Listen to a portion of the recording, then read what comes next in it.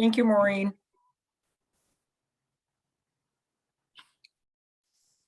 Okay. I'd like to welcome everybody to this regular meeting of the Code Enforcement Advisory Committee on February 17th, 2022.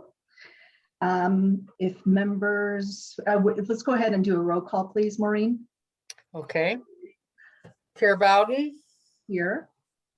Vice Chair Green, Present. Member Dickerson, Present. Member Johnson, Member Strom, Here. Member Watson, Present. Alternate Member Redovid. You have a quorum. Thank you. Perfect. Item number 2 on the agenda is consideration of minutes from our previous meeting in January. Would someone please move to approve? Thank you. It looks like Colleen, and then a second, please. Sonia, thank you. So are there any correction or discussion on the minutes? Seeing none, then let's go ahead and do a show of hands for those that approve the minutes as recorded. Those in favor, please raise your hand. That looks unanimous. Thank you all very much. The minutes as written are accepted. Maureen, do we have anyone for the public forum? We do not. Great, not great, but thank you. Okay, so next on the agenda is I'd like to recognize Code Manager Lewis about code enforcement significant events. And Hi, everyone. Hey.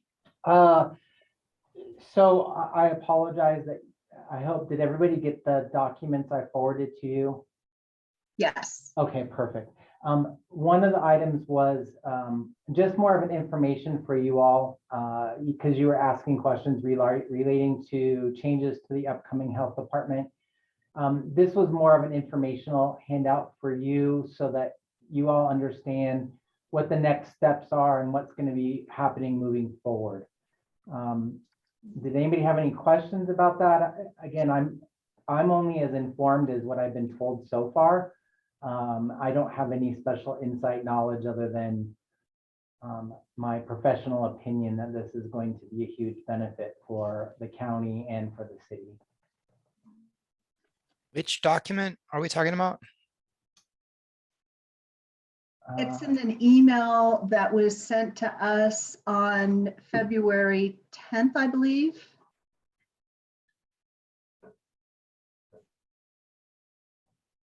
From Code Manager Lewis.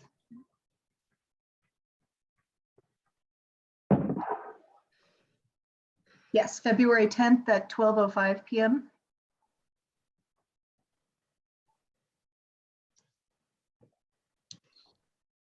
I missed it somehow. Can someone forward it to me? I will forward it to you right now. Thank you. And me as well. I don't seem to see it either. I hope it's not in your guys' spam. I typically don't email you directly, but in this circumstance, because the recording secretary was on vacation, I took the liberty because I felt it was important. Yeah, that totally could be what it is, because I don't know if I've ever received an email from you directly. Yeah. I try to limit those to just to the chair to forward to you all. But I found it. timely. I found it. Shoot. Okay. And you can review that and then we can talk about it next month too. This is really just more of an informational highlight for you all. Yeah, I just found it too. Okay. I hadn't seen it though. Was I in your spam boxes? No, okay. Not me, not mine. No. Yeah, not spam. I just get so much email and I have rules that route things and you're not one of them. Yep. Same here. I didn't realize it was by statute that every county had to have a public health department. It is, and that's why with all the public health orders that have happened within the last couple of years and why it's been so inconsistent or very different is because the authority actually lies with the health department. So a lot of stuff that we intersect with, whether it's zoonotics, the transmission of animal diseases to humans, that intersects with code enforcement, but the county also has a major responsibility.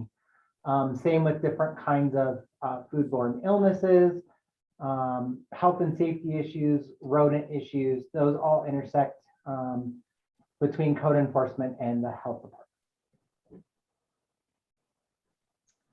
Thank you.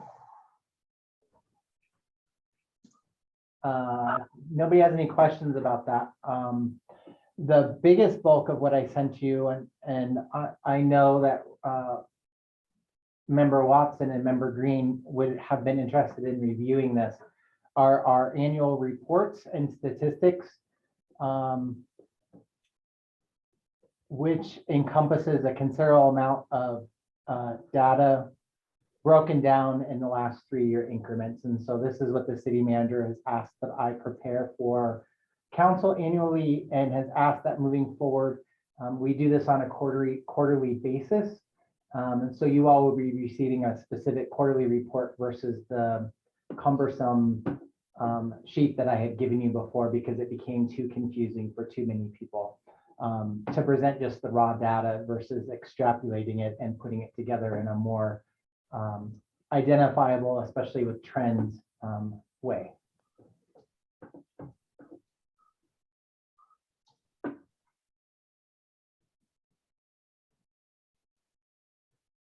The graphs are very nice on that. Thanks. Thank you. You're welcome. I am not an expert at Excel by any means, but I am self-taught over multiple years, and so I'm glad that you appreciate that. It's really interesting to see that pie chart. Animal control is really the bulk, huh? I mean, it is, and that's also the largest liability that a city would have. So that's why a lot of training time and energy and enforcement is done within that component.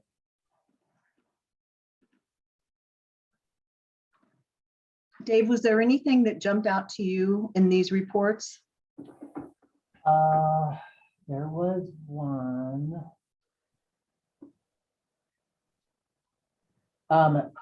So the big jump in total numbers between the years, you'll see that we've jumped from 5,000 up to 6,700. The two major things that stood out for me is, one, we took on a seasonal grass and weeds enforcement person for a few months, which contributed to that jump. If I would have had 2018, we were at like 3,500 cases. In 2019, we brought on an additional code enforcement officer. The other thing is it kind of shows in 2020 and 2021, there was that difference of increase, but not a lot. You would also see under snow, because it's seasonal and varies, you can see that there might be a difference between the two. And then if you were to take out the pie chart that includes a seasonal officer to just be code enforcement, I think that's a more accurate picture of what code enforcement does if you take out the weed enforcement, because that's their sole only responsibility. And so you would see that even though we do supplement weed enforcement with the seasonal, we still are working on that within the division, but it still leaves animal control as the major concern within the city. And again, that goes with health and safety violations. A majority of this, if we were to take animal control out of this picture, it would look very different because most of these almost 96% of all of the code enforcement violations come into voluntary compliance. Animal control is one of those where we don't have a lot of discretion in certain violations. And so that's where most of our summonses come from, is specifically animal control. And we've only had, I think in 2021, we only ended up having 3 cases go before a jury trial. So all of our cases were put together so thoroughly and so well that subjects and their representing counsel, if present, recommended that they take some type of a deferred plea arrangement and come into compliance. Carson? Thank you. Code Manager Lewis, can you remind me what would fall under property maintenance? Property maintenance is one of those things that actually falls mostly within the building department, part of it within the fire marshals and community development. They typically would be the first person to receive a complaint, and if they don't receive voluntary compliance, then enforcement happens, and that would be code enforcement would go and visit that particular, let's say, for example, a business, their lights are too bright. Code enforcement would be the one doing the official enforcement, the posting and moving forward. I believe the Airbnbs also fall under that. So we had several that were in violation or non-compliance with our licensing agreements. And so that would fall once community development has finished their pathway, refer those to us for the final compliance and to file complaints with Airbnb or online platforms that can only be done by law enforcement. Would that include like if someone started building a fence without a permit, stuff like Yes. that? Okay. All of those originate in community development, the way our ordinance is set up. And then the enforcement component would come to us. And so we take their evidence, we put together our case. We go to that particular business or property or resident. We post it and we go through the proper avenues to either get that remedied or take them to court. Thank you. And then I just, last night, I'm in this Elevate Inglewood program and I learned about this restorative justice program. And I wondered if any of the code enforcement cases have gone through that process at all yet. So as you probably learned, and that's a great program. It's an opportunity within the city that is, there's a long philosophy that basically it's trying to restore victims and communities and holding accountability to violators. We have all been trained on this, and it is an option that we do present. We started presenting it maybe 6 months ago. But you also have to have a victim that is willing to be a part of that process. And so far, we've had no victims that want to be participate in that process. So mainly with this would come into play with dog bite type situations. But as of yet, we have not been able to move that forward. But it is it's in our work queue. We can refer things, and code enforcement will be participating in the future on some of the restorative justice panels. Thank you. Great question. I've been forgetting to tell you all about that. I didn't even know about the program. It was really neat to learn about it. Yeah, and we rolled it out as a limited opportunity, mainly for juveniles and a few other types of offenses. And because it's so successful, and we really wanted to make sure the workflow worked out, that our reports could be generated and forwarded to the courts in a different way. I think you're going to see more publicity and information regarding the restorative justice program. And I know Councilmember Russell has been more privy to a lot of those conversations as it's part of the police and just overall criminal justice reform packages. Yeah, Judge Jefferson introduced it, and then I forget her whole name, but Ames, Yeah. she was telling us about it. And it did, I mean, especially I think for youth situations, it makes a ton of sense. Well, thank you. I'm glad you are supportive of that. I will give Ames your feedback in our meeting next week. Further questions for Code Manager Lewis regarding the annual report? Okay, thank you for sharing. All right, let's move on to item number 5, which is an update from City Council Liaison Rita Russell. Thank you. Good evening. So last week at the City Council meeting during Council Members' Choice, Council Member Woodward asked that the Code Enforcement Advisory Committee just review one of the sections on cutting and removing weeds and grass. The city attorney sent me an email saying it's in 15-6-1. And basically, and I'll forward this to Maureen, and Maureen can share it with the committee, but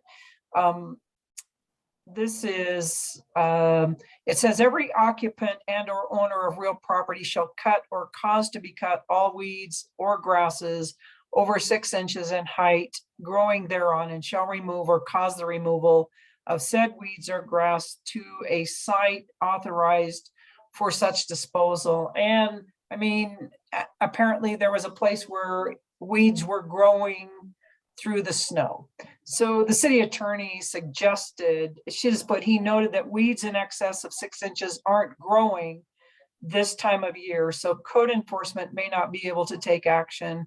I think we could simply remove the word quote growing. So that's just a suggestion from the city attorney. So I'll forward that email to you.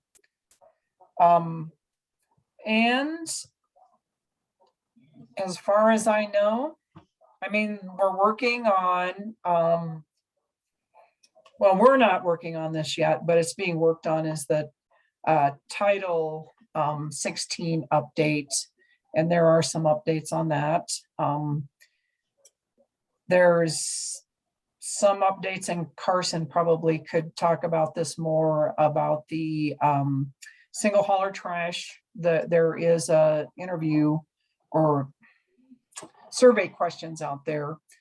So I would encourage you all to look at that as well. And hopefully City Council is going to get a copy of all the responses as well as the committee. So those are the two biggest things that I can think of for right now. Rita, what's the Title 16 update? Do you recall? Title 16 update is mostly about building codes and things like that. So they've, the steering committee has been working on that for, I want to say, almost a year. And they're getting ready to go public with some of the information. I don't remember if there's a survey out there. I think it was the study session, not last week, but maybe the week before. They were there to talk about it, the steering committee and the person, the contractor that we've hired to work on it. So They actually have a meeting tonight, I think, that was open to the public at the same time as this meeting. Okay, the steering committee? The Code Next, right? Yes. So. And other than that, I don't have anything else right now. Rita, if we're just removing the word growing out of that section and the attorney has agreed that that makes sense, do we need to get involved? Well, I think probably what you all should do is just look at it, and I mean, look at the 15-6-1, and I will send the email to you, and simply, I do believe that Code Enforcement Advisory Committee should weigh in on it. I mean, I don't think it will take necessarily any work. So I think that the city attorney was suggesting that it was a pretty simple fix. Got it. But Code Enforcement does have to weigh in, I think. Okay, thank you. Thank you. Questions for City Council Liaison Russell? Thank you, Rita. Okay, moving forward, item number 6 is a communications update. Monica's not here, but I don't know if you guys got your Inglewood Citizen magazine, but there were several topics in there related to the work that we've been doing with snow, EAB, and then of course, yeah, I think that was pretty much it. There's a lot of information in there. And then I just wanted to mention too, The communications on the single hauler have been really good, Carson. You know, with Instagram and Nextdoor, I've been impressed with what they've put together. Oh, okay. Are you guys Yes. done? Are you pretty much done?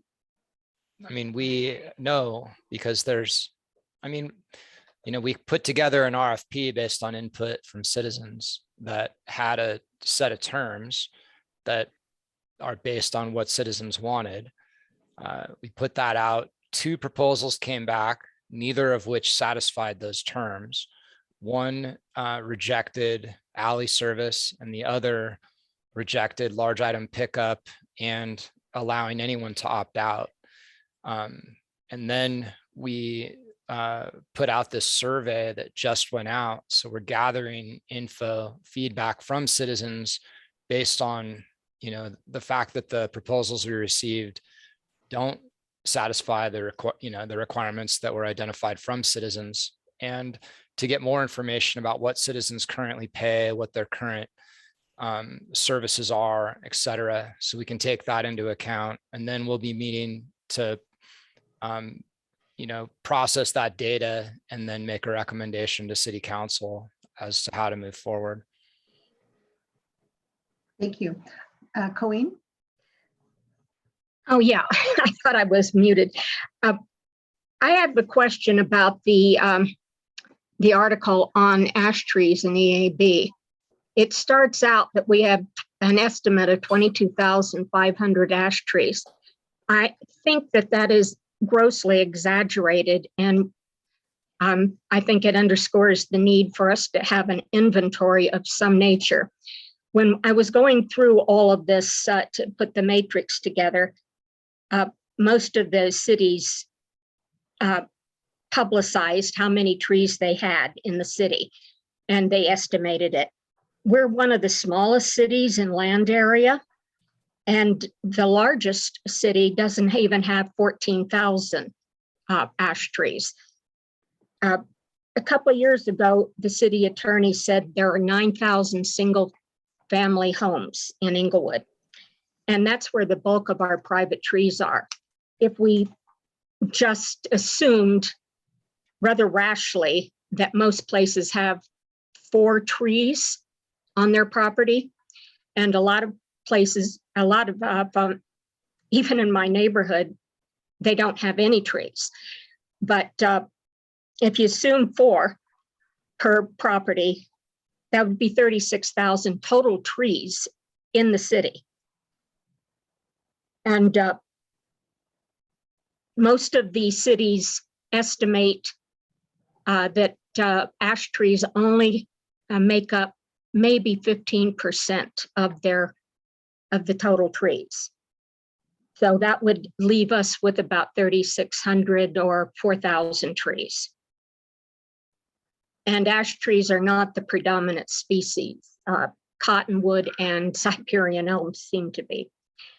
So anyway, I think it underscores, I think that's a misnomer. And we need to know what we're actually dealing with. Carson, your hand is raised. Yeah, just in regard to that number, because I'm familiar with it because of the trash committee, the 9,000 is the homes that are units of 4 or less. So that's not counting all properties that are units of 4 or more. So there's actually it's over 20,000 homes in Inglewoods. And so if you were calculating just by that 9,000, that'd probably be less than, the total properties that have ash trees. I mean, I don't know what the accurate number is, and it doesn't make sense that we would have more than one of the bigger cities, but just to put that out there as far as what the 9,000 is, that's a significant subset of the total homes. Okay. All right. I did have one other thing on what you were talking about, Chair Bowden. Okay. I noticed in the saving your ash section, it was a pretty strong statement. I thought the city of Inglewood will be implementing a community forestry program to help subsidize Inglewood citizens for the treatment or removal of ash trees on private property. I hope that's true. I hope we do figure out a way to do that, but I was surprised to read it that strongly in what was put out, because as far as I know, there's nothing actually organized around that yet, is there? Yes, I talked to Dave Lee about that very thing, just to catch up with what they were working on, and I'll give you guys an update when we get to that section. But yes, there is a subsidy program in place. What is it? Oh, we're gonna talk about that later in this call. Right, Dave Lewis might know, code manager Lewis might know more than I do, but they are implementing the subsidy program for the treatment and or removal of ash trees. And I don't know what that subsidy amount or how the program works yet. Okay. And I'm sorry, I don't have that information available. I think they're still working out some of the fine details. And just since it's directly related to that, since Member Dickerson and I did work, gathering more details, one of the cities that I reached out to in email, because I tried contacting a couple of the city foresters, and Westminster's responded, and they were really interested in the concept of collective deals for arborist treatment or removal, and asked that we get back to them if we pursue anything like that. I don't think we found, between us and all the cities we checked, we didn't find a program like that. And then as far as the actual subsidy of removal and replacement and actually paying for that, the only one we found was Denver, and they do have, for ash trees in right of way, they will, for citizens, pay for replacement, for removal, stump grinding, and replacement. I think it's only one tree per property, but it could Chair? be more if they had resources for it. Chair Bowden, Yes. are we on the next agenda item? No, Okay, Sorry. then I'm sorry, but I have to inform you that you're off topic and should probably get back on topic and discuss that on the next item. Okay, sorry. thank you. So we got there because the communications lead, well, she's not here, but because of the article in the newsletter. So thank you for allowing us to sway a little bit regarding, verifying the number of ash trees. I think that's something that the forestry department will be working on. And then in terms of what else was there? I think that was it from communications. Sorry, I was thinking there was something else, but there's not. Colleen, you have your hand raised. Is that? Yes. You said the forestry department. Do we have an official forestry department? Why don't we hold on that when I give you guys an update from my conversation with Dave Lee. So actually, that's the next thing on our agenda. So if there isn't any other topics that we need to discuss on communications, then we can go ahead and move forward. Okay, so unfinished Well, business. I was going to ask one thing. Oh, Since Member Johnson, I don't know if she's got a conflict or what, but this is 2 meetings in a row that we haven't heard from theirs. Are there other things that we need to deal with for communications? I don't know. I talked to her earlier this week, and she said she was supposed to set up an appointment. She hadn't done it yet, but I can contact her and see if there's anything going on. What has happened with the communications group is we've worked so closely with them that they've kind of taken on the role of doing the communications, which is exactly, what we were going for. And they basically send things to Monica and have her review it and approve it. Okay. So I haven't seen anything. I'm usually copied on those. So I haven't seen anything, but I'm happy to check with Monica and see if she can make our next meeting. Yeah, I was just curious if they needed new direction, because usually every few meetings we talk about topics for future city Right. magazines and stuff. Right. So they usually have what they call an editorial calendar that, they use to identify topics to cover, months and months in advance. And we've done that with them every year. I don't know where that is. Okay, just curious. Obviously, Thank there's you. a machine running because it's happening. Yeah. So, when we first started with the committee, really the code communications was the first thing that we identified was that the city could do was to educate the community on what code is and that we have code. So we've come a long way. And the Thank you. communications group has really done a nice job too. Dave Lewis, are you in on the loop when these articles go out? Do you have the opportunity to review them and approve them? I usually approve some of the information. I usually take a look at ordinance and statute components, or if they're featuring something specific around code enforcement. I don't really edit or get involved with what you all post, Got it. unless it regarded a specific ordinance or verbiage related to an ordinance. Okay. All right, moving on to unfinished business, talking about Emerald Ash Borer. So I did two things. I talked to Dave Lee because I wanted to understand, it'd been a while since we had met with him.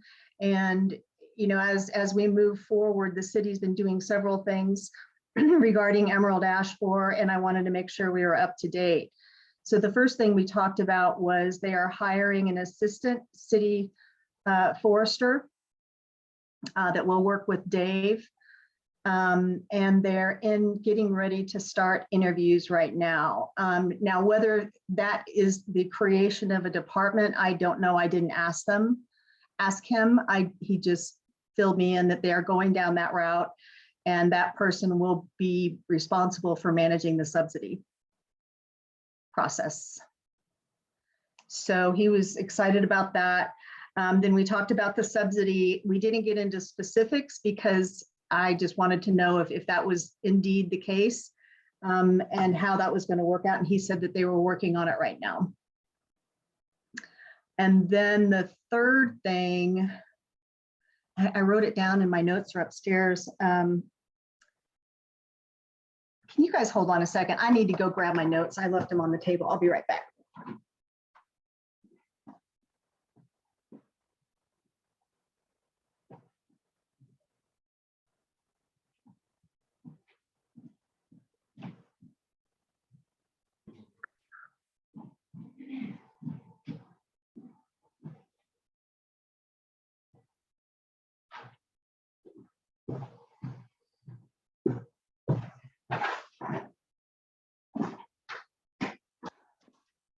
What good that does is when you take notes and then don't bring them with you. So the assistant city forester will be in charge of the subsidy program, work with the park officers, and we'll be working on trees in general. So the third thing is Arbor Day Foundation, the Arbor Day tree sale. That was also in the magazine on page, let's see, there's a half page on it. Sorry, looking for it now.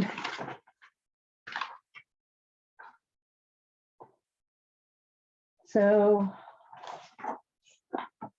now I can't find it. But the Arbor Day tree sale will be happening in April. So be sure and watch for it. He did mention that they would have more trees for sale. And I think they've done a better job communicating now that there's going to be trees for sale. I think it's going to be $34. Now I can't find it. Oh, there it is on page 56. $35 per tree. The sale runs March 14th through April 4th. So any questions regarding my conversation with Dave? Carson? Did you ask him about the budget thing, the per capita budget aspect of Tree City? I did not. Okay. I feel like that's something for him to respond to city council on, and I know that Monica was supposed to talk to him. I doubt that she has. She or I just would have joined. heard- She did? Monica? Monica, Monica, are you able to join us? She's joining now, so it might take her a little while.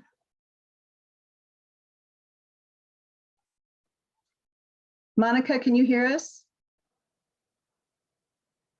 Okay.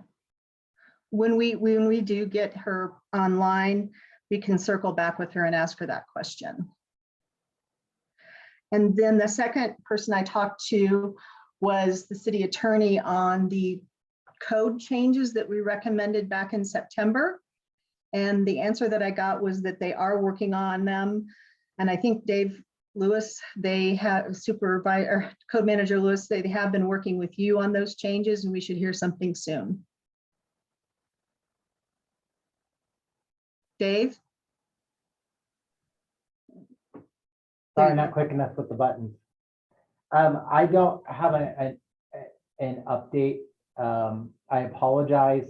The city attorney's office is working on a few behind the scenes contracting things that need to be expedited. So I don't have an update on any of that.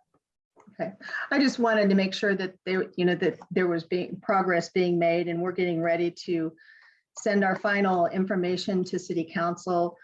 And I thought it would be a good time if we had those changes in front of us too. Okay, so moving forward, EAB follow-up. So when we presented to city council, the proposed changes, they approved those and okayed for the city attorney to work on that. But they also had some follow-up questions for us, and we agreed to provide them with additional information about what other cities are doing for EAB, and really just in terms of code changes and also programs and resolutions that may have been put in place. So the first thing I have, and it's in our minutes for the meeting, but we looked at the same cities that we did our research on and created an overview of what other city. The first thing is the examples of tree shrub authority for other cities, and we looked at the cities that were in the evaluation that we did. And interestingly enough, we found several cities have a purpose to their tree program. And so I cut and paste basically from their website and put that on a summary page. There were several cities that did not, so I didn't include it, but I wanted to get your approval on what we put together. I'm trying to find it. There it is. It's on page 8. So each of these cities have a purpose to their forestry program and its role in the tree canopy for the city. So you can see that I put the city name at the back because I didn't want them to get caught up on what's Denver doing, that type of thing. So is there any comments or question? Oh, Colleen, you have your hand raised. Yeah, I have a couple of questions. One, when I went through it, I found that Arvada, all the ones I looked at, including Broomfield, had a purpose, and all of them except Broomfield had it in their code. That would right in the code, legislative intent or purpose for the ordinance. With every single code they had. So you have Boulder and I think Lafayette and Longmont, but you didn't include Arvada. And they had the most extensive. They had it in about 3 places. I'm happy to add Arvada to that. My second question is, not that it matters, I didn't get your notice that was, your email that was dated Monday, putting this in, it's an additional document. But my understanding of the open meetings laws is that all documents that are going to be discussed have to be done 3 days before the, 3 days, including the day of the meeting, I'm assuming. It doesn't look, I just wanted to know when this document got posted for public review. You sent it out on Monday to the members, but when did it get posted on the? I don't know. Because I got a notice from Maureen on Wednesday that it was updated. I thought it was 24 hours in advance. No, that's only for emergencies. Okay, well, okay, so we're not doing, I'm just sharing with you what I cut and paste from other cities. I'm just asking the question, it's not important. I just wanted to know if, when it was done, and I understand sharing, that's fine. But if open meetings, you said something up, and I didn't get this one until Wednesday either, but you said any additional documents you had to have by Tuesday at 8 p.m. That wouldn't meet the open meeting rules. Okay. So. All right. Well, I will be happy to add Arvada to the examples of of other cities, how they phrase the commitment to the tree canopy.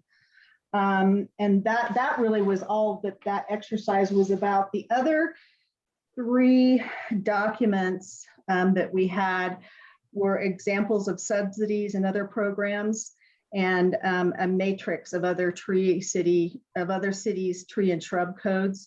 And I got that today, so we will not be reviewing that today.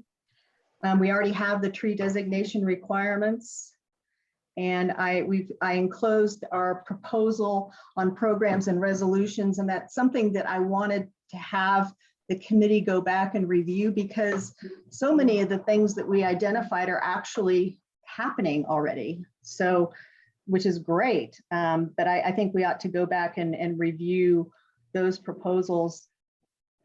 And then the last item that we were going to cover was how we wanted to put together our final recommendation and get that over to Rita to submit to City Council.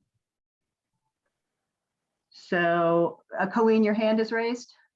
Yeah, I had just a note that in the Tree City Standards, in the second one, there is I think it deserves to be highlighted.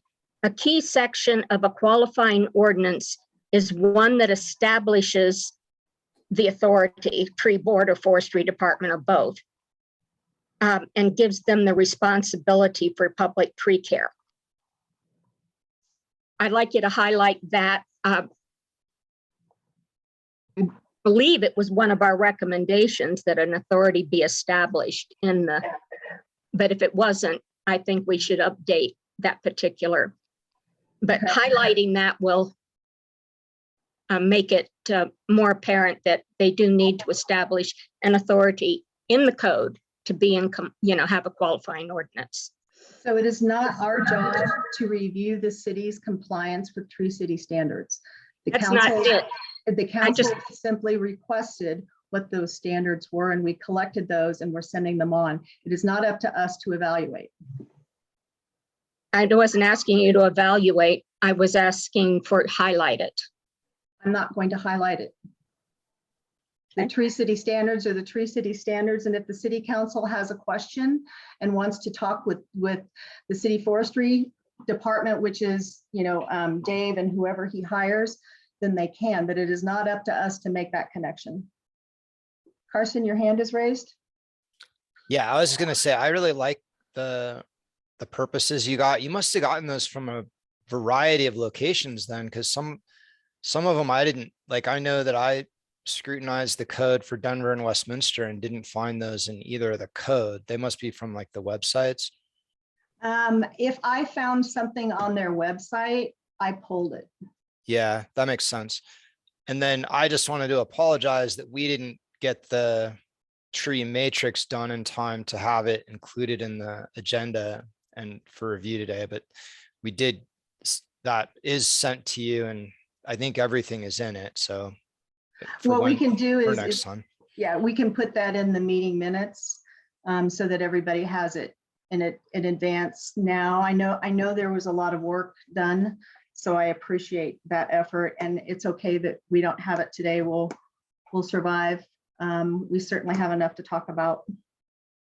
And then would it be useful to send, should, like the email that I got back from the Westminster City Forester, should I send that to you? Should that be included in records, or I don't know if that's interesting or useful outside of just, me trying to gather info.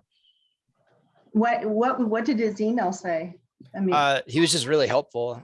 He went over what their subsidy program is. I mean, basically I had already figured it out from their published info, and then he expressed interest in, if we figure out that collective kind of agreement for getting deals for citizens on treatment or removal. sure, we can include that. Okay, Be interesting to see. I'll forward it to you right now. When I was pulling the purpose statements, I mean, I was seeing so many different programs that different, the different cities were doing. So there's certainly a lot of information out there.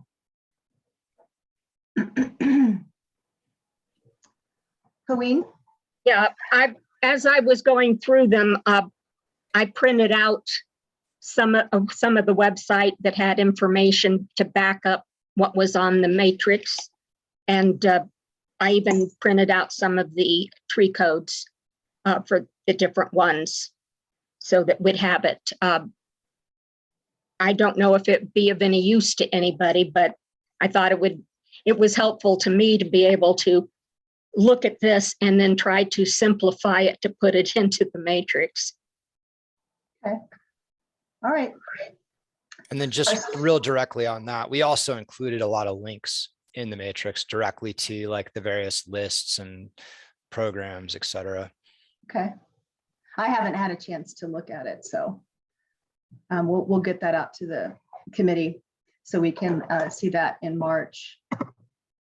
So is there anything else you all want to discuss regarding EAB? Otherwise, we'll close that topic and move on to the next.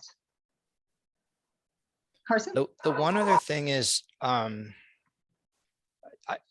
do we know if Inglewood is pursuing like that Excel grant program or the other ones that are available? Because there may be timelines involved to potentially be benefiting from those this year as opposed to having to wait till next year. Colleen? Yeah, I saw in the minutes that I was supposed to send the information to Dave Lee, and I looked and I thought I had sent it, but I've been having trouble with my email and it was sitting there not sent yet. So I sent it out today. Oh, good. And I copied Monica and Councilmember Russell, Dave Lee, and Christina Underhill, because I didn't know which one of them would be responsible for a grant program. Any response or reaction? Not yet. It was just today. Okay. Hey, Monica, are you able to join us? Can you hear us? No, okay. Don't know what's happening there. All right, so moving on to new business. Item number 8 on our agenda, and it's been here for a long time. We actually started working on this, gosh, it's been 3 years. But we included in the agenda packet the current dangerous dog code. It's about a page, 2 pages, 2.5 pages. And there were a couple of areas that we were pretty sure that they were not relevant anymore. For example,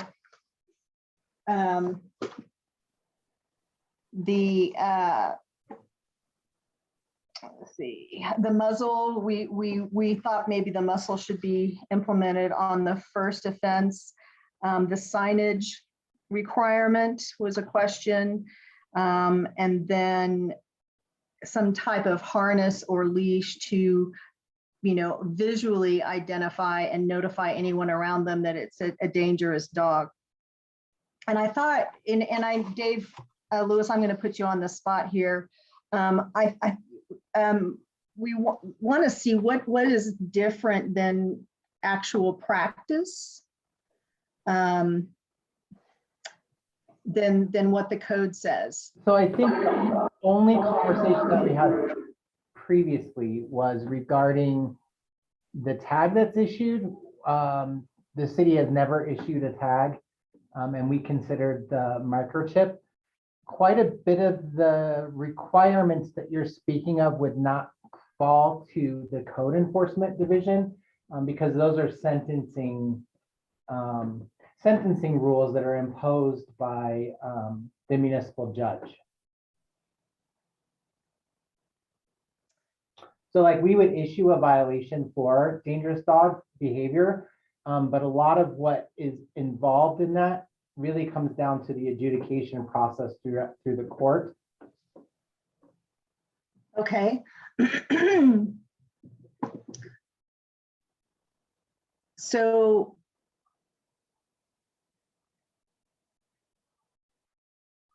the owners are required to pay a permit fee. Correct. And I know that's in place. And then are we requiring them to renew that permit every year? They do ask for a reinspection prior to their status court hearing for that 1-year mark, because their case stays open. Okay. So do we contact the owner that they need to renew the permit, or is that something they do on their own? They're required to do that on their own. If not, then they're held in contempt of court. And so Okay. that would go back to the judicial portion. Okay. We're requiring signs. We do require, well, if you want to go step by step, I think that might be easier if you want Yeah, to do yeah, that. let's do that.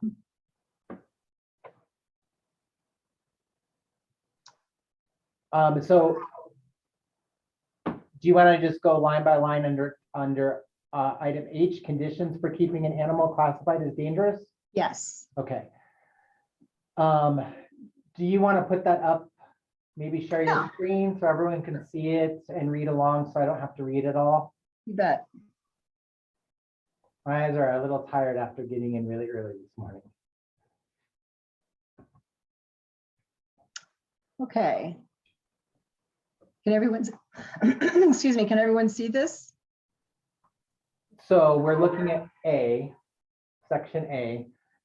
So yes, every person that has a dangerous dog animal that lives in the city of Inglewood, we can't enforce this for anybody that moves outside of the city of Inglewood, or anybody that lives outside the city of Inglewood. So this only applies to Inglewood residing dogs. Got it. And we do approve an escape-proof enclosure. As part of that permit, code enforcement conducts a site inspection, and we require gates to be secured if the animal is able to get over fences, and it does need to be a 6-foot fence.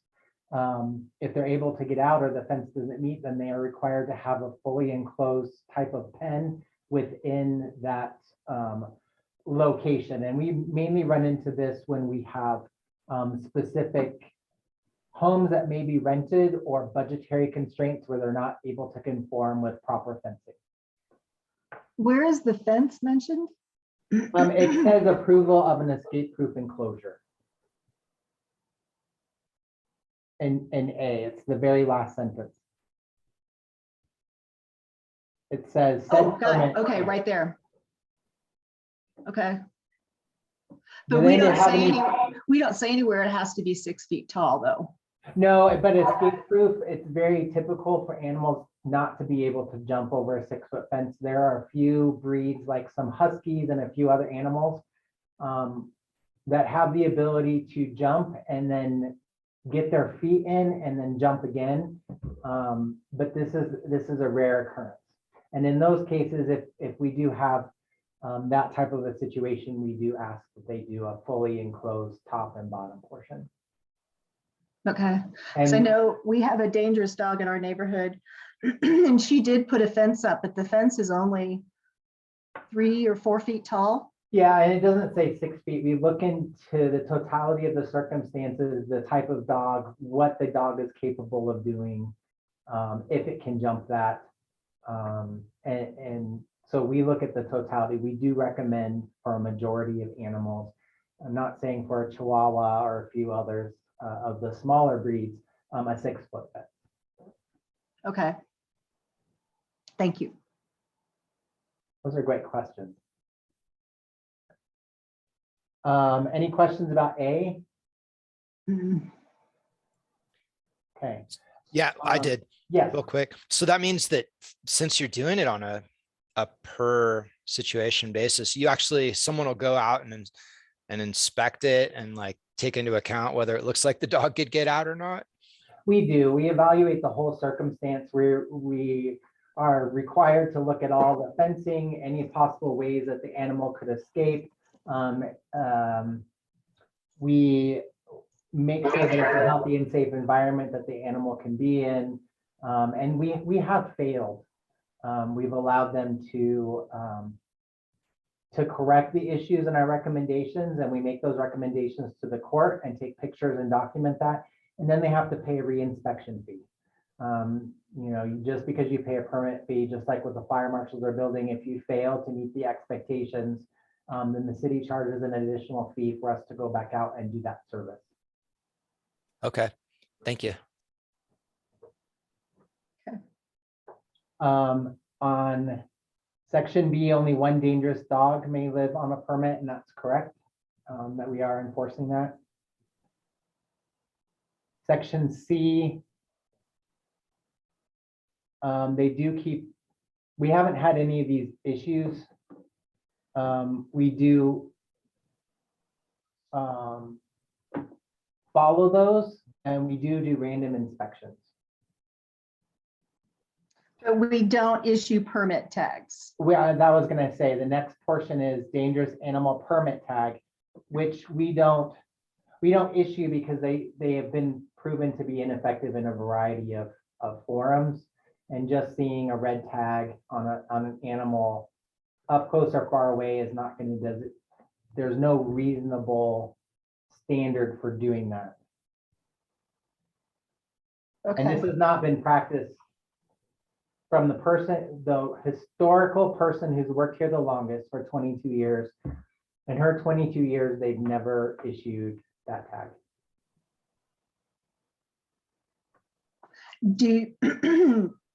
This is kind of related, but I know you're working with all the other cities for a statewide dangerous dog program. Mhm.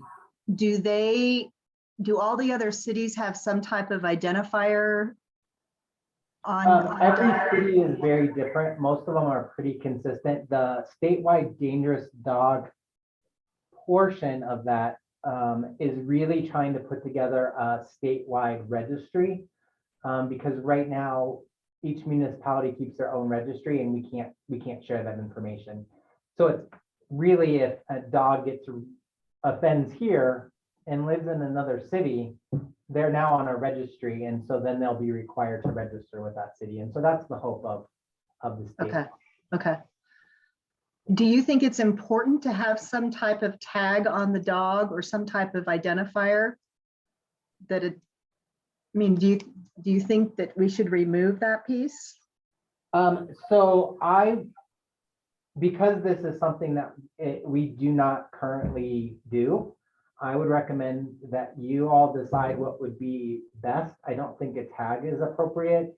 A lot of people don't look at leashes or harnesses. Those are things that this body can consider. Potentially a leash. Okay. Okay. You want to move on? Yeah. Oh, I've got a hand up. Did you put a note in that? Pardon me? All right, did you take a note on that one? I did. Okay. Colleen, your hand is raised.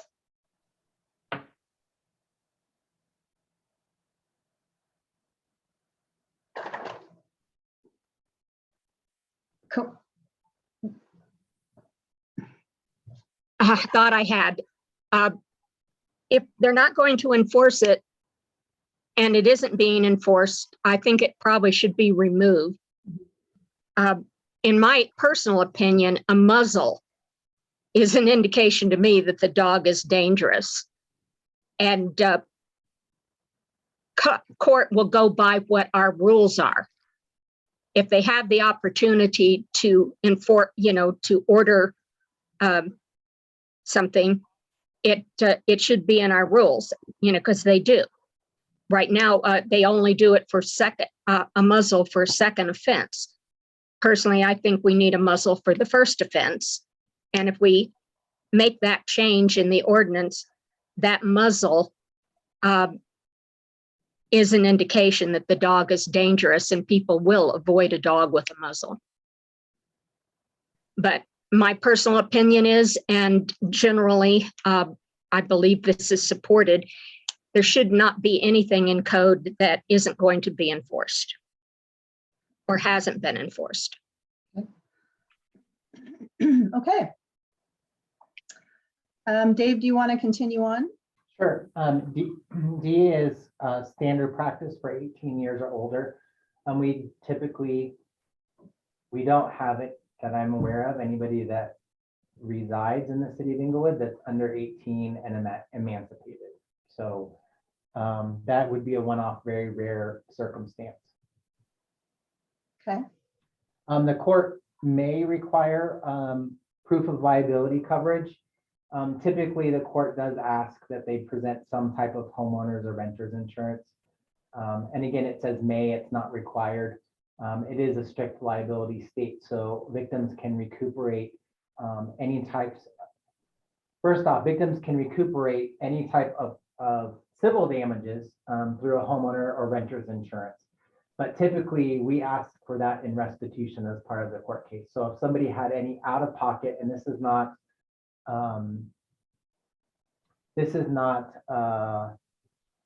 for like pain and suffering and those types of civil litigations, for restitution, the city can only ask for monetary paid out damages. So like co-pays or mileage to go to certain treatments, emergency room visits, if you have like a $500 or $1,000 copay. Those are the kinds of things, or if you're don't have any coverage and you provide the medical bills, the city asks for restitution for that victim. Okay.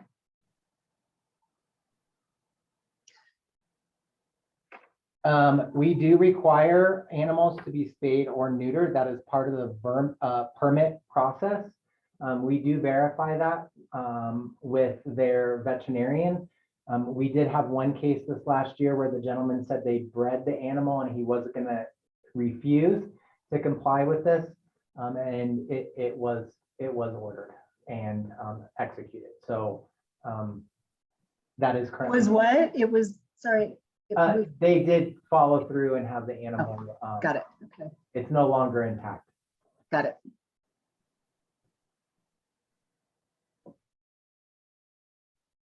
Okay. We do require the microchipping, and that information is provided to us. That's very complicated because it also comes into play for evidence. Do we have the right dog? If it's impounded, we want to make sure that the dog doesn't have a microchip or it gets one before it's released. That's part of the process. The judge typically would order that before the release. so that if the animal, something happens to the animal or goes somewhere or winds up anywhere, we know that that animal is related to that behavior. Yeah, it's odd we have that in addition to a permit tag. Yeah, and the courts, so when this ordinance was written, it was, microchips were kind of new. And so that's, I think the redundancy was with the tag, and it was written a bit odd, because the microchip actually becomes the tag that we can track that animal with that's more accurate. Okay. So again, it talks in H, it talks about escape proof. Oh, can we go back to D or G for a minute? Yeah, Does the city manager maintain a file of registration numbers? the designee does, so we do. Oh, got it. We have police reports and files on all of those. Got it. Hence your coordination with the state. Yes. Got it. Okay. H, basically this talks about the combining of the animal and again talks about escape proof. The warning signs, there's a variety of different signs we accept because there's not one quite standard one. But as long as it has the terminology dangerous dog, we accept that. So my neighbor that has a dangerous dog just has a sign that says beware of dog. So that's one variation that we will utilize because the dangerous dog sign is actually hard to find.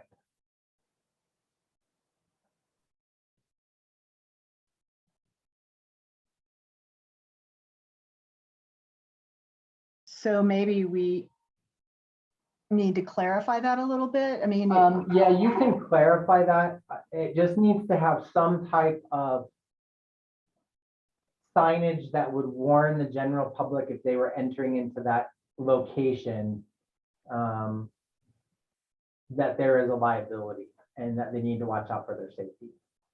So whether it says dangerous or you add verbiage to say indication of a dangerous or beware of dog. And again, this ordinance was written, what, in 80 something. And then part of it was adapted in 90. I don't have that in front of me. Okay. It talks about the subsequent offense of muzzling. I'll be very honest with you. If we have a dangerous dog that we have on record that's committed more than one offense and has caused bodily injury, the city typically advocates to have that animal euthanized.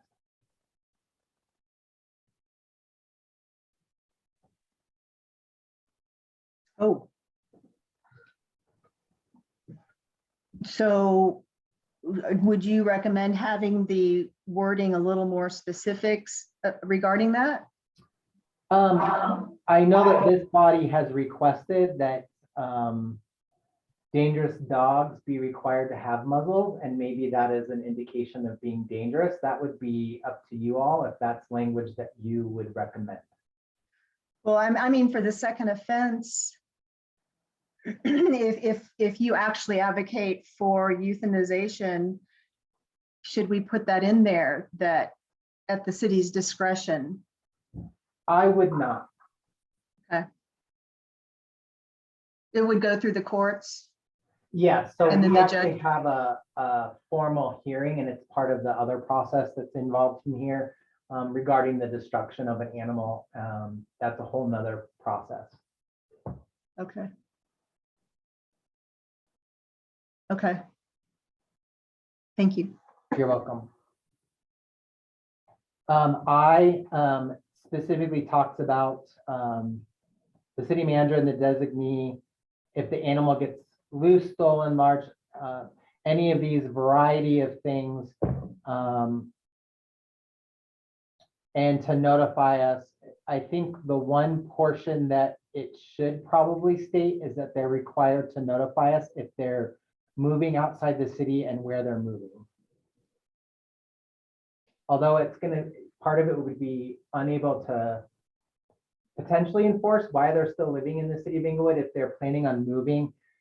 It's very important that we coordinate letting the new jurisdiction know that there's been a conviction. Some jurisdictions like Denver and Aurora, if they have a previous conviction in another city, it's a violation of their ordinance. So, and they frequently will seek reports regarding that.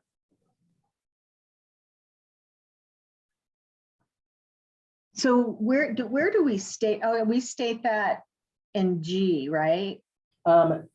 No, so in I, says the owner shall immediately notify the city manager or designee if any of these things happen. The animal is loose, stolen, at large, confined, has mauled, bitten, attacked, threatened, menaced, but it doesn't say anything about moving outside of Inglewood. So I would just say or moved. I'm not sure. You can make the recommendation. Well, if you go up to G, it says the owner shall notify the city manager or designee of any change of address within 15 working days. So that would only apply to Inglewood residents. This one specifically would state moved, because the only time we really are notified is if they're like leaving the state.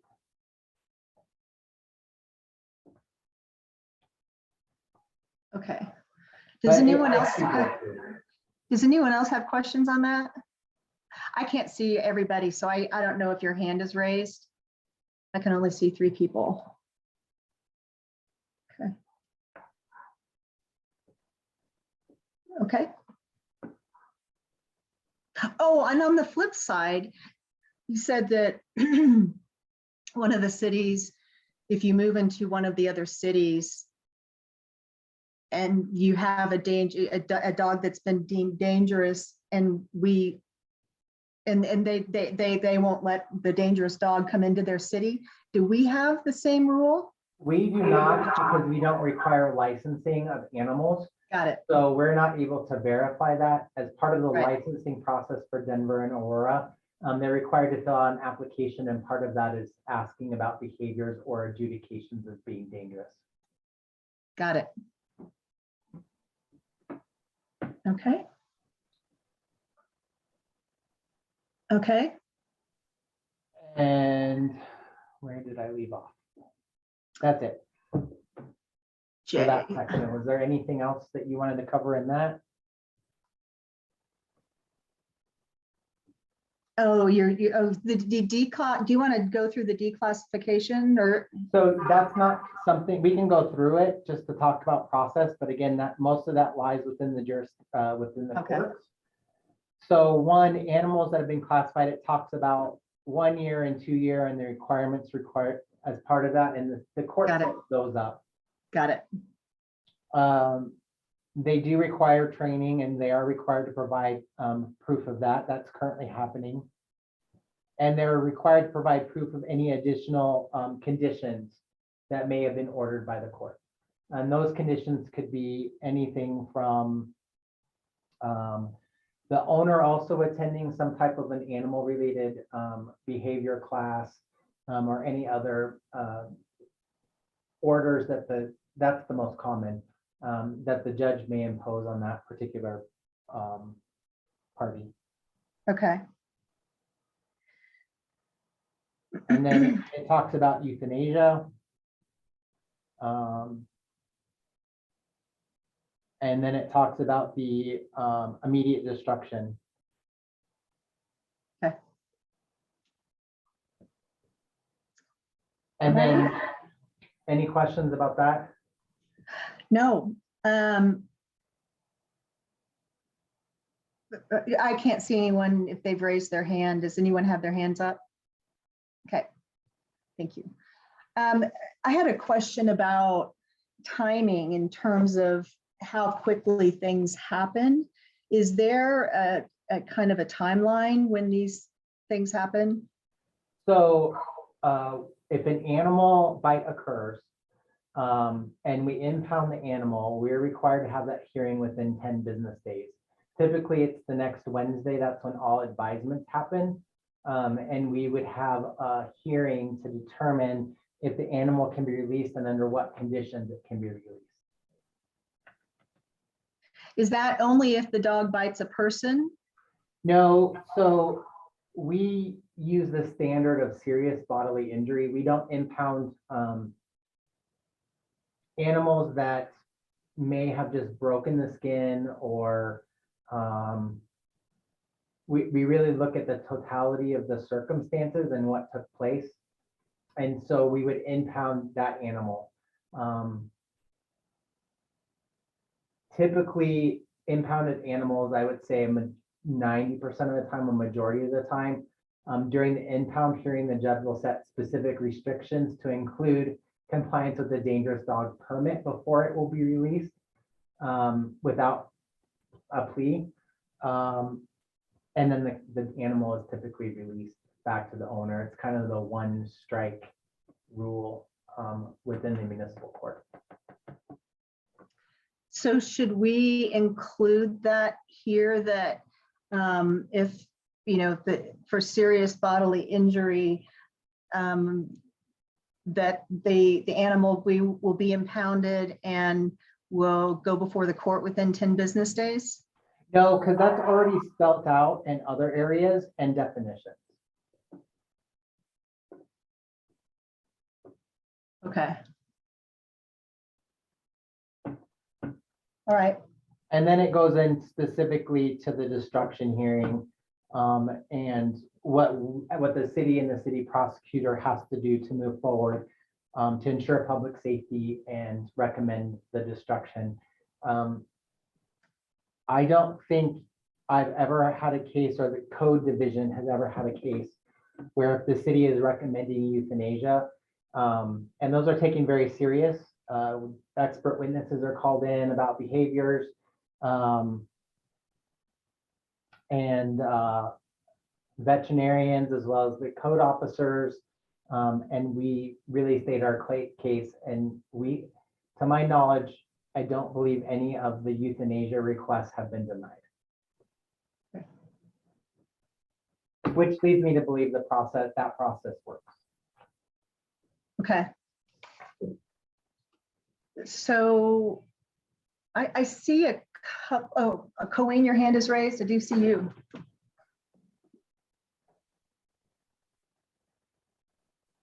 Oh, there we go. Okay. I have a little bit of a problem with K. I don't have a problem with immediate destruction, but this wording makes it is very confusing. After making reasonable attempts to control an animal, if you got the animal under control, I mean, it doesn't follow. So this is specifically a liability issue. For example, let's say a peace officer is going into a property and this animal attacks the officer basically can destroy the animal without consequences. Yeah, but that doesn't follow from after making reasonable attempts to control. I mean, all officers in the state of Colorado are required to attend animal behavior course as part of the police academy and ongoing regarding state legislation. If they're unable to gain reasonable control by using voice control or other distraction methods, and that officer's life or a bystander's life is in imminent danger, then the animal can be destroyed. I understand that. I just don't think the wording is clear enough. So did the training actually, they're taught to try and control an animal first? So they're taught, it's a 2-hour mandatory course that basically goes through animal behavior and talks about distraction techniques, what you should do, how to approach. And this came out of several liability lawsuits that happened with Commerce City. And so as long as the officer is able to articulate, and again, we all have body cameras, so we can see the behavior of the animal. Right. But if there's a circumstance, for example, a young child is being mauled, or there's other circumstances, there's maybe no other choice. And so this is worded very vaguely, so that action can take place. Okay. So far, that has not happened to my knowledge here in the city of Inglewood. I had another question. And I know you have to balance, the safety of the citizens with the rights of a dog owner, but I mean, if a dog has attacked a person or another animal, but it's not, it's not critically injured, they haven't been critically injured, the time frame for adjudication can be up to 3 months. So, pardon me? I'm sorry. So the question is, what would you recommend citizens do when they know that there is a dangerous dog? It just hasn't gone through the court system yet. I mean, what can we do to help other people avoid that dog? I see where you're headed with this. And it becomes a very complicated matter because the animal, the owner, this is written criminally. So the owner still has all the rights afforded to them as any person who's accused of a crime. And so although we have the authority to write into a county for county charges, municipal court is actually the fastest. This process normally doesn't take as long unless they want to drag it out and have a trial. Is the fastest way to have justice served and safety evaluated within a community. The one step is if it is an animal that's caused serious bodily injury, we do impound the animal, and that animal will not be reunited with the owner without complying with a variety of steps as ordered by the judge, kind of like a conditional. If you look at it from an inmate perspective, there may be conditions of their bond. So the animal is kind of released on bond through the court system, and then the judge would order conditions of that animal's release. But there's no way of speeding up that process. So this is a personal experience that I had, and I don't want it to be just all about me, but my neighbors kind of called me on this because I felt like I needed to let my neighbors know what had happened to my dog, because you could obviously see she had been harmed. And I felt like I needed to tell people that the dog was dangerous. And the question came back to me is, well, what are you going to do about it? And I kind of stood there and I was like, well, I'm telling you. And they were like, well, what about everybody else? And I ended up posting the story on Nextdoor because I felt responsible to make sure that others didn't have the same thing happen to them. Is that the only recourse that we have at that stage? Yes, because that goes into some more complicated questions for the city attorney.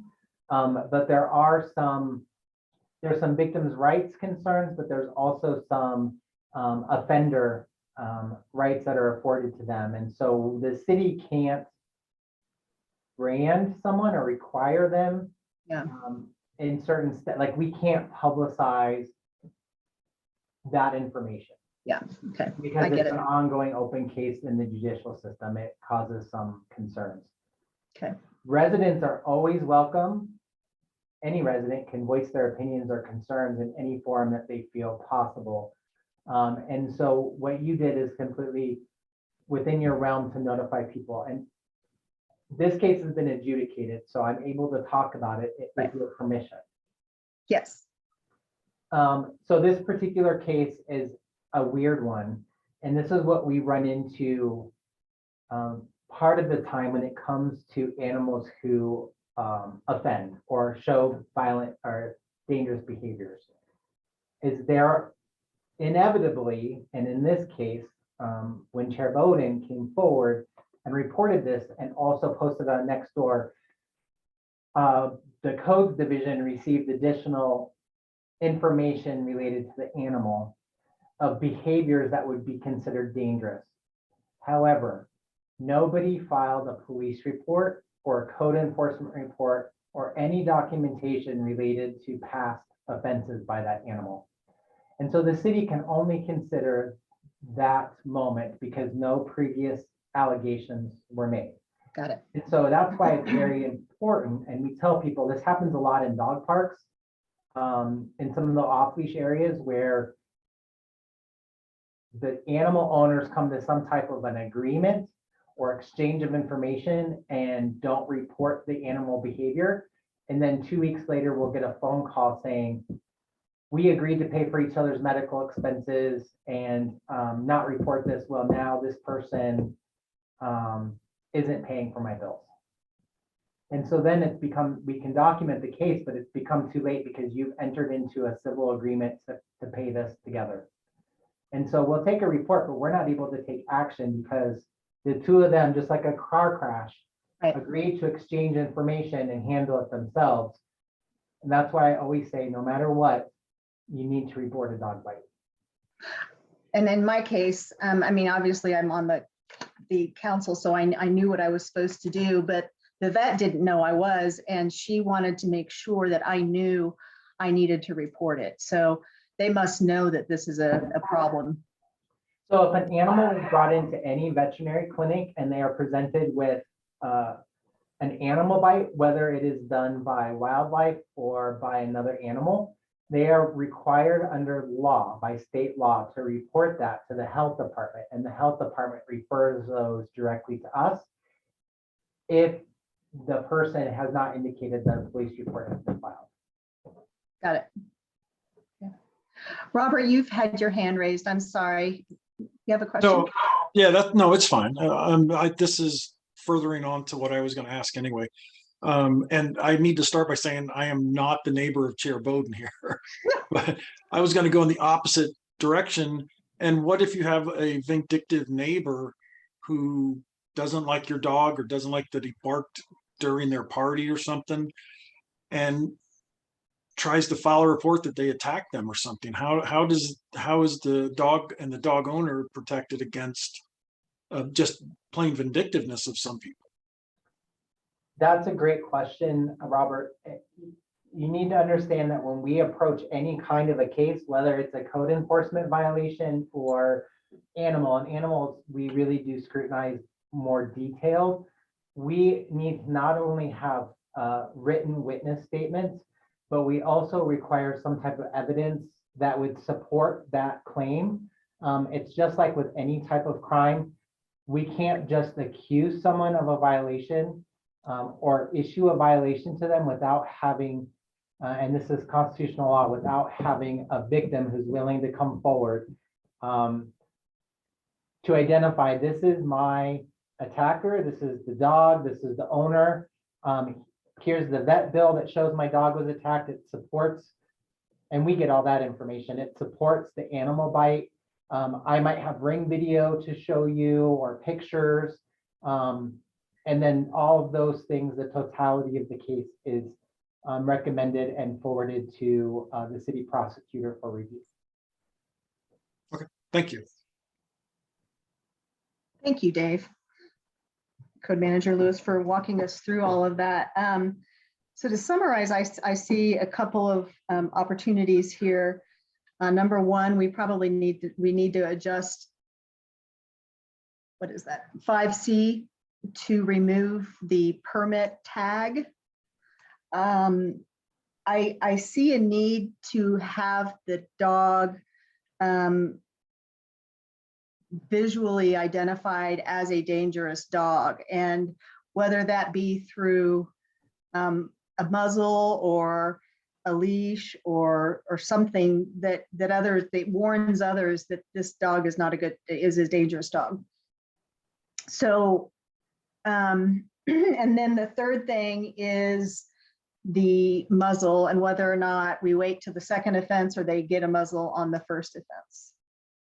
Either way, a dog that's been adjudicated once can go to a park and nobody in the park will know that that's a dangerous dog.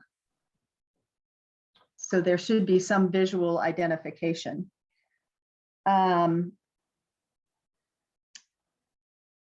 then I see an opportunity also to do some communications to encourage people to report dog attacks or dangerous animals or you know, some incidences to code enforcement.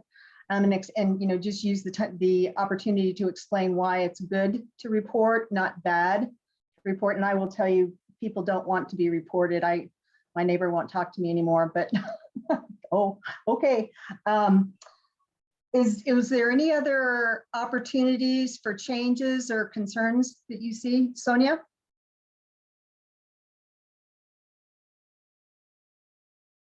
Sonia, you're on mute.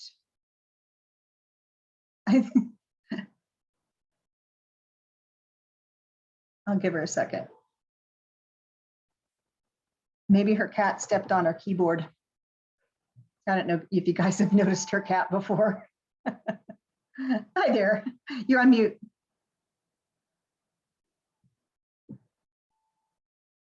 It's the button at the top. Okay. There we go.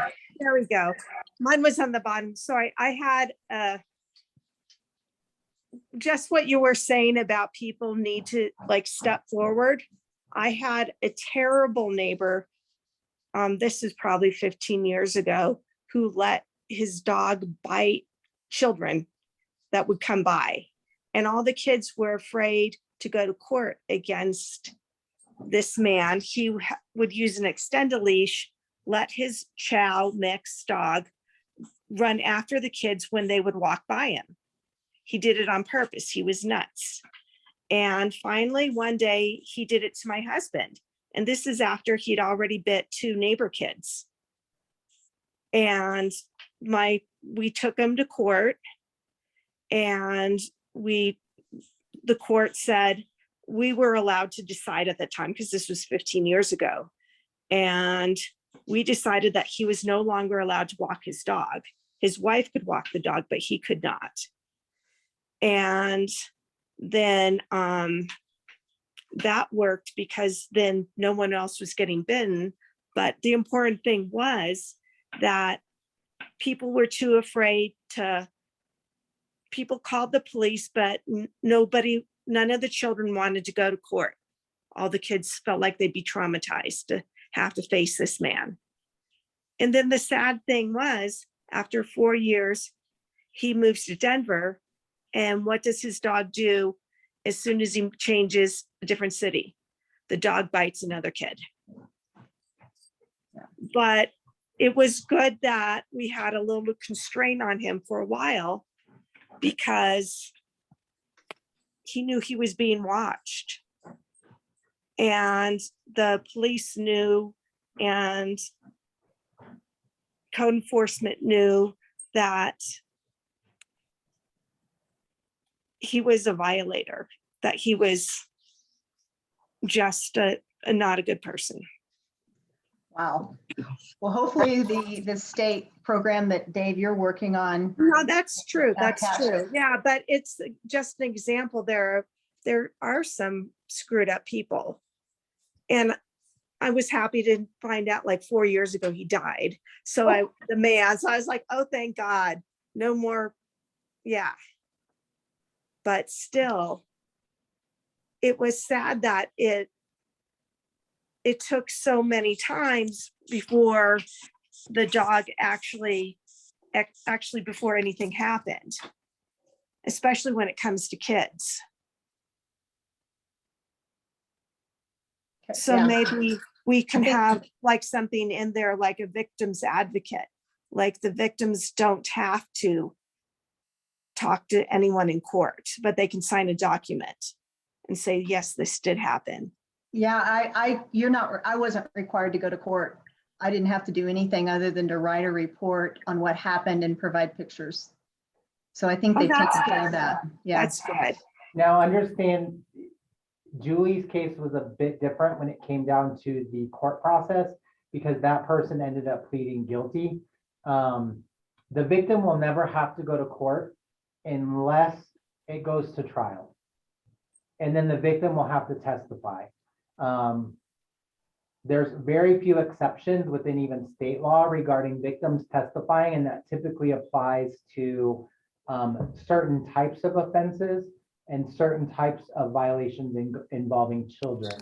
And then that information, usually it is a doctor or a trained person who conducts a videotaped interview, and that information would be presented in court. But this is not one of the, I think that would be great, Sonia, and I appreciate that feedback. I don't think that's something that the city could do. Okay. Well, this was 15 years ago, so things have changed and moved on since then. So, but it was an example of more people need to speak up and notify the city when things are going bad. Right. A majority of code cases outside of animal, other than certain nuisance type calls, the officer can take a report from a person and go and inspect the property and view the violation. And so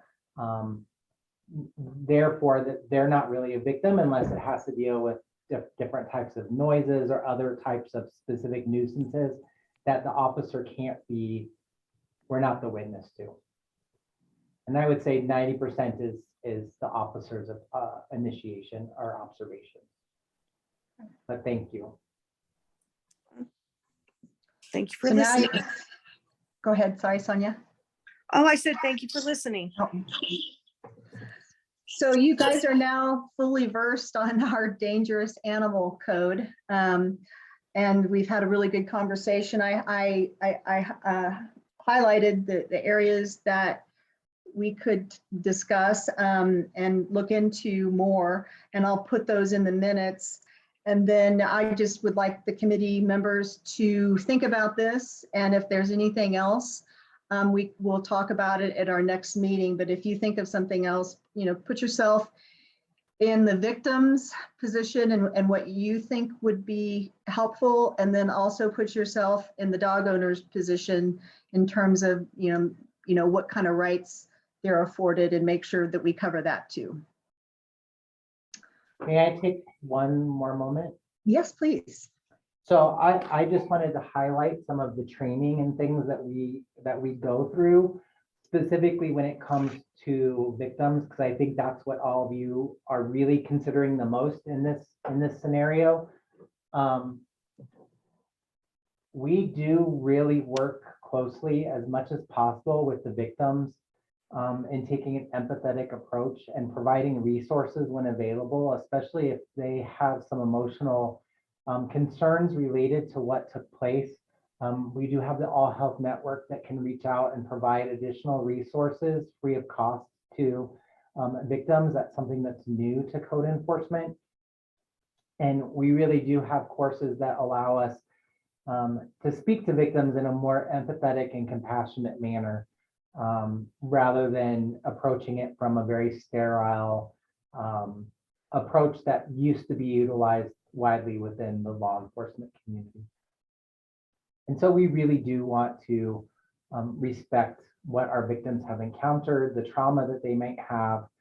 And we really take all of that into consideration when we take that compassionate approach in dealing with that. And so first and foremost, with any victim here within the city, we really do, the police department, code enforcement, animal welfare, and park ranger really do work hard to garner the trust of that victim and work with them in understanding their trauma and also documenting any kinds of related activities that they might need support with. Great. All right. Any further comments, observations? Otherwise, we can talk about our next meeting. Looks like Sorry, I didn't wait to see if anyone had any further comments or questions. I just kept going. Colleen?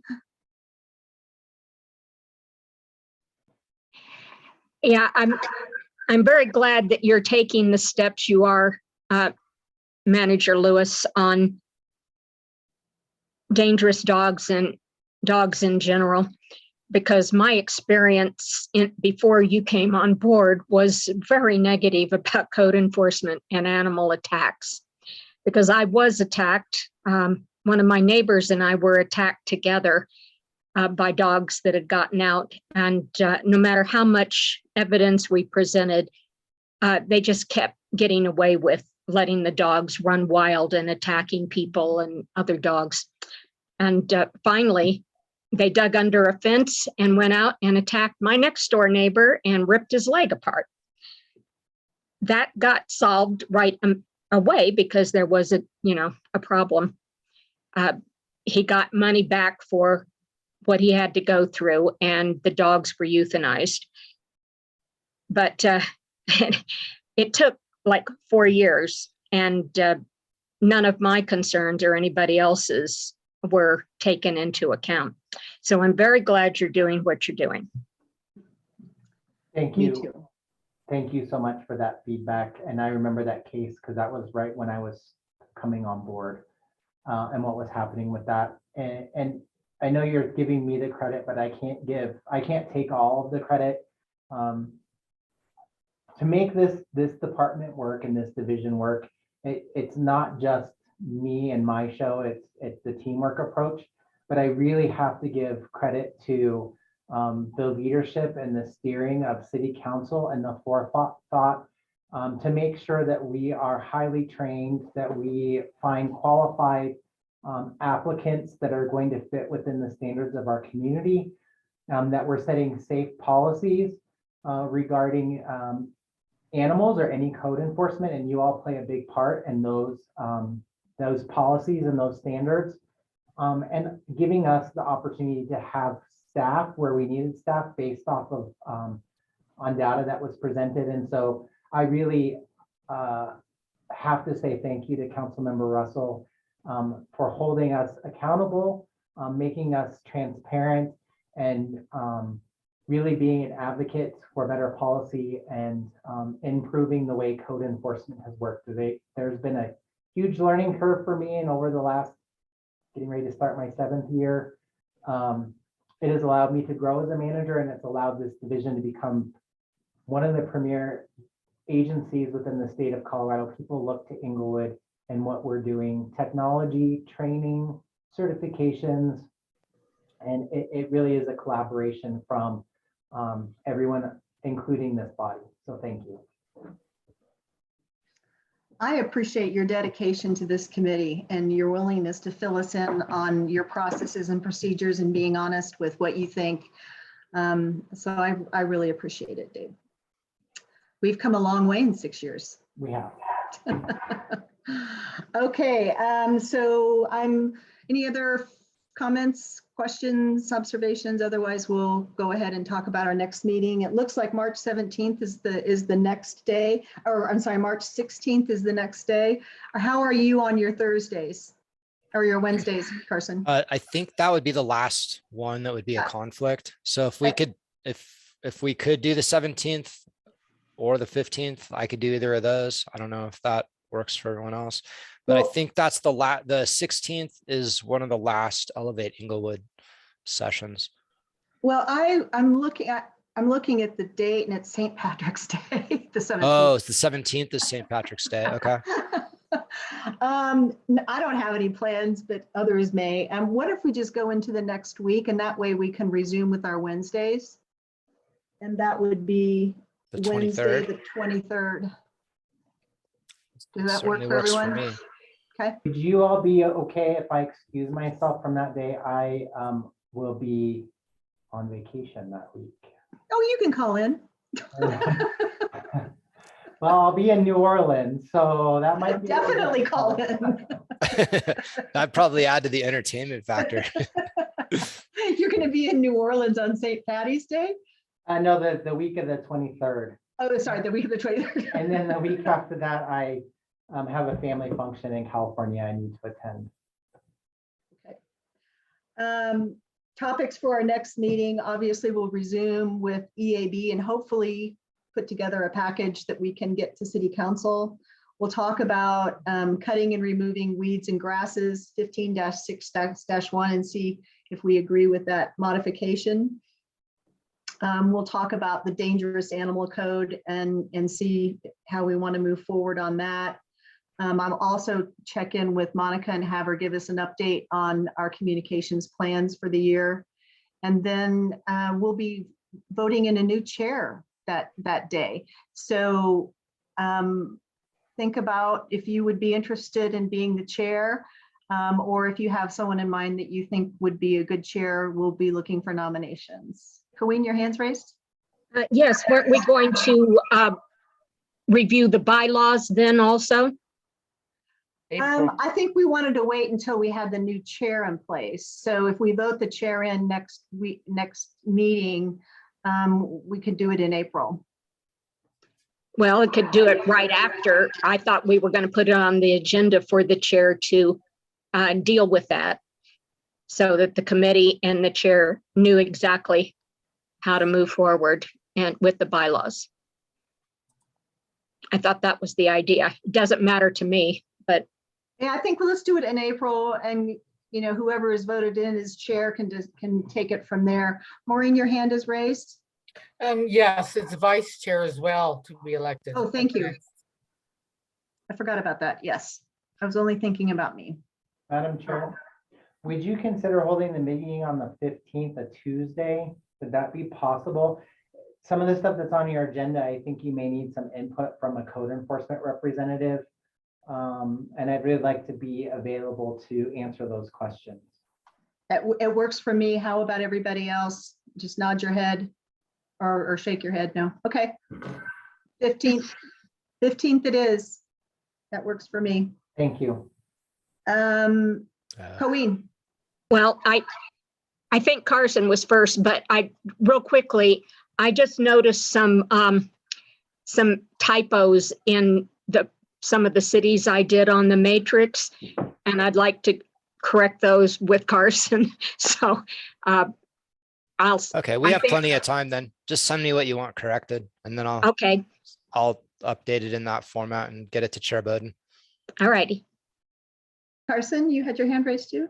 Yeah, mine actually can wait. Mine was more around if we went further on the dog stuff without Code Manager Lewis, but he'll be here. So it's just a thought around that, but it'll come up again. Okay, great. Okay, and last on the agenda is council members' choice, where we can talk about anything that any members want to bring up.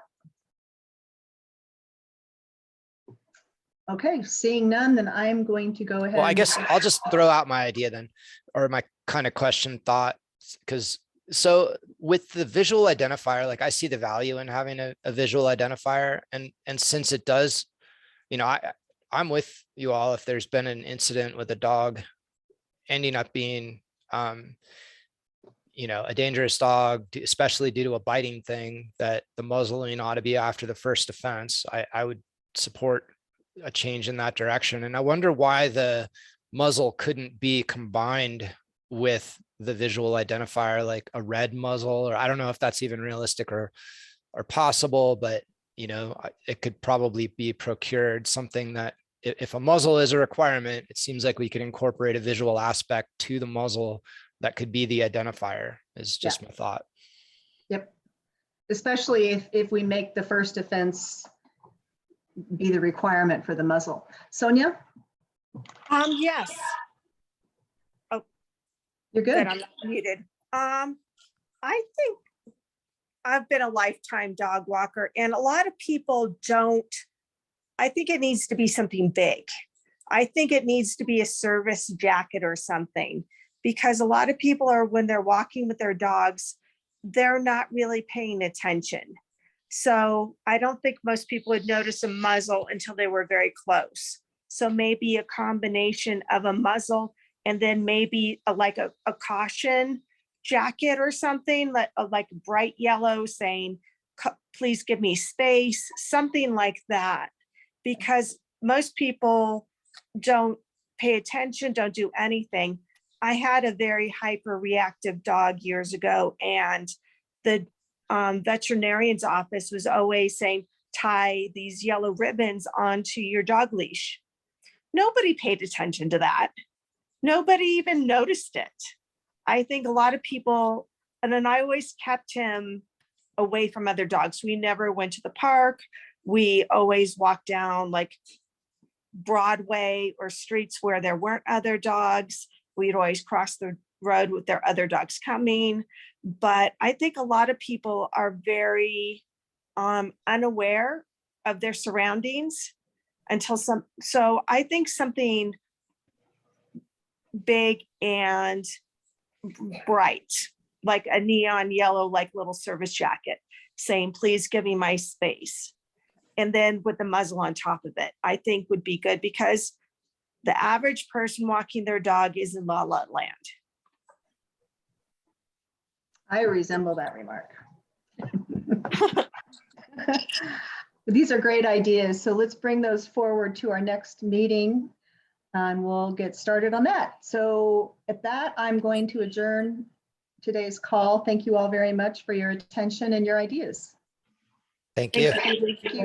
Thank you. Thank you. Bye all. Bye-bye. Bye.